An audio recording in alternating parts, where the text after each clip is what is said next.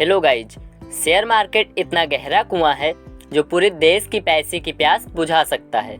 इसी डायलॉग के साथ वीडियो की शुरुआत करते हैं और जानते हैं शेयर मार्केट से रिलेटेड सारी जानकारी कि शेयर मार्केट क्या है, ये काम किस तरह से करता है, इसमें कौन पैसे लगा सकता है, किस रेशियो में प्रॉफिट मिलता है, इसमें पैसे लगाने से हमें क्या फ़ायदा होगा, क्या नुकसान होगा और हम शेयर मार्केट में पैसे कैसे इन्वेस्ट कर सकते हैं। इस तरह के सारे क्यूरियस टॉपिक्स इस वीडियो में कवर करेंगे, इसलिए वीडियो को एंड तक जरूर देखना। तो चलिए टॉपिक को शुरू करते हैं। शेयर मार्केट एक ऐसी मार्केट होती है जहां पर हम लोग BSE या NSE यानी कि बॉम्बे स्टॉक एक्सचेंज या नेशनल स्टॉक एक्सचेंज में लिस्टेड कंपनियों के शेयर खरीद या बेच सकते हैं। शेयर मार्केट के द्वारा एक आम इंसान भी निफ्टी या सेंसेक्स की टॉप कंपनियों में पैसा इन्वेस्ट कर सकता है और उस कंपनी का कुछ % का मालिक बन सकता है। मालिक बनने से ये मतलब है कि जिस भी कंपनी में आपने पैसा लगाया है उस कंपनी में आप एक छोटे से हिस्सेदार बन जाते हैं। तो अगर उस कंपनी को कोई भी प्रॉफिट होता है तो वो अपना प्रॉफिट आपके ऑनरशिप % के हिसाब से आपके साथ शेयर करेगी, और अगर उस कंपनी को कोई लॉस होता है तो वो लॉस आपको भी झेलना पड़ेगा। चलिए इसे एक एग्जाम्पल से समझते हैं। मान लीजिए आपको एक छोटा सा रेस्टोरेंट खोलना है और आपको 10 लाख रुपयों की ज़रूरत है, लेकिन आपके पास सिर्फ 5 लाख रुपये ही हैं। तो आप क्या करेंगे? बैंक के पास जाएंगे? नहीं, क्योंकि बैंक तो बहुत हाई इंटरेस्ट चार्ज करता है। तो फिर आप अपने दोस्त के पास जाएंगे और कहेंगे कि भाई मुझे ये बिजनेस करना है जिसमें 5 लाख रुपये कम पड़ रहे हैं। वो 5 लाख रुपये भाई तुम दे दो और हम लोग 50-50% की पार्टनरशिप पे बिजनेस करेंगे, जिसमें जो भी प्रॉफिट होगा उसका आधा आधा बांट लिया जाएगा।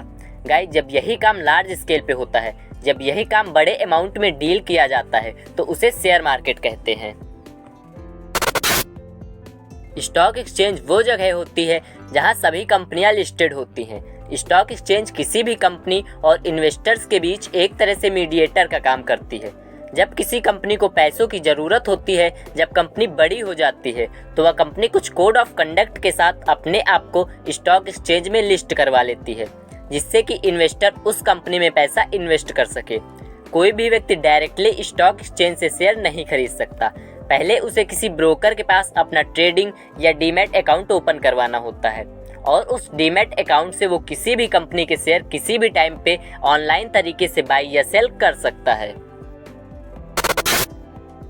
इंडिया में स्टॉक एक्सचेंज की शुरुआत 1875 में हुई थी। बॉम्बे स्टॉक एक्सचेंज भारत का और एशिया का सबसे पहला स्टॉक एक्सचेंज है जो प्रेजेंट टाइम में भी वर्क कर रहा है। भारत में कुल 23 स्टॉक एक्सचेंज हैं, जिनमें से 2 सबसे मेन हैं, बॉम्बे स्टॉक एक्सचेंज और national stock exchange. NSE Bharat का सबसे बड़ा स्टॉक एक्सचेंज है। भारत में सबसे ज़्यादा शेयर की खरीदारी या बिक्री NSE में ही होती है। NSE भारत का सबसे पहला स्टॉक एक्सचेंज था जिसने इलेक्ट्रॉनिकली तरीके से शेयर्स को बाई और सेल करना शुरू किया था। NSE की शुरुआत 1992 हर्षद मेहता स्कैम के बाद हुई थी।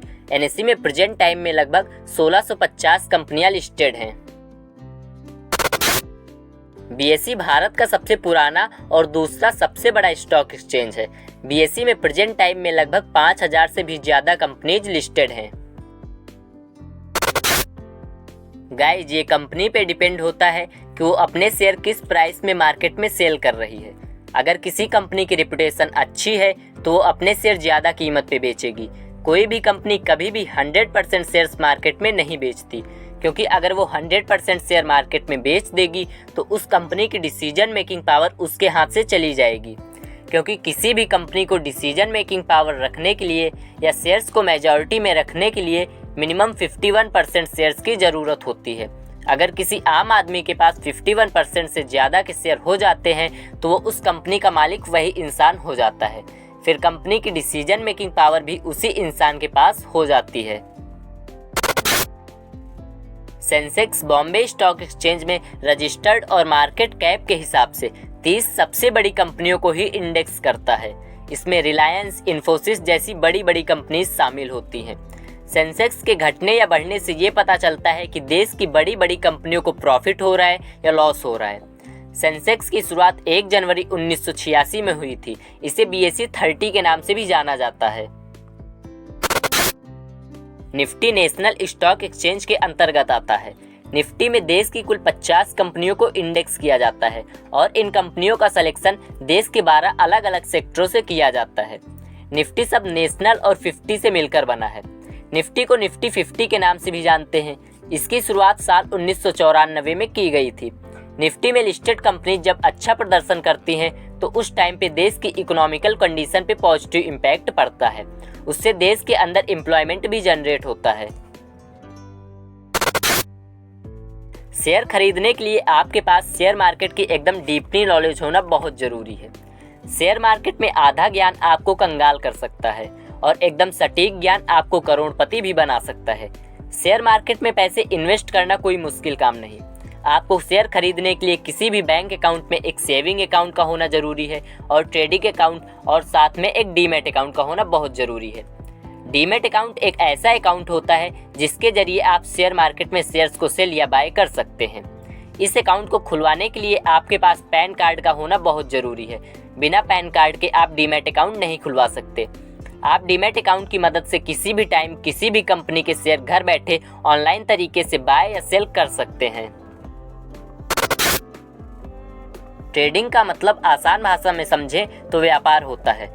मतलब कि आप कोई सामान खरीद के किसी दूसरे को बेच देते हो और मुनाफा बना लेते हो। ठीक इसी तरह स्टॉक मार्केट में ट्रेडिंग का मतलब होता है कि किसी भी शेयर को बहुत ही कम समय के लिए खरीदना और मुनाफा मिलने पर उसे बेच देना। वो समय एक दिन का भी हो सकता है या कुछ मिनटों का। गाइज, अगर आप अपने पैसों को कम समय के लिए मार्केट में लगाना चाहते हैं तो आप ट्रेडिंग कर सकते हैं। इसमें आपको कुछ मिनटों में ही बहुत प्रॉफिट हो सकता है और अगर उस शेयर की मार्केट डाउन हो गई तो आपका पूरा पैसा डूब भी सकता है। वहीं अगर आप अपने पैसे को लॉन्ग टर्म के लिए मार्केट में रखना चाहते हैं तो आप इन्वेस्टिंग कर सकते हैं। इसमें आपको रोजाना अपने शेयरों को खरीदने या बेचने की ज़रूरत नहीं पड़ती। आपको इन्वेस्टिंग करने के लिए उस कंपनी के फंडामेंटल एनालिसिस के बारे में डीपली स्टडी करना पड़ेगा।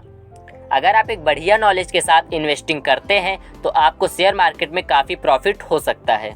गाइज, आप चाहे ट्रेडिंग करें या इन्वेस्टिंग, लेकिन मेरे पॉइंट ऑफ व्यू से आप शेयर मार्केट में तब तक पैसा ना लगाएं जब तक आपको उसके बारे में एक अच्छी नॉलेज ना हो। किसी दूसरे को देखकर या किसी के कहने पर आप शेयर मार्केट में कभी भी इन्वेस्ट ना करें।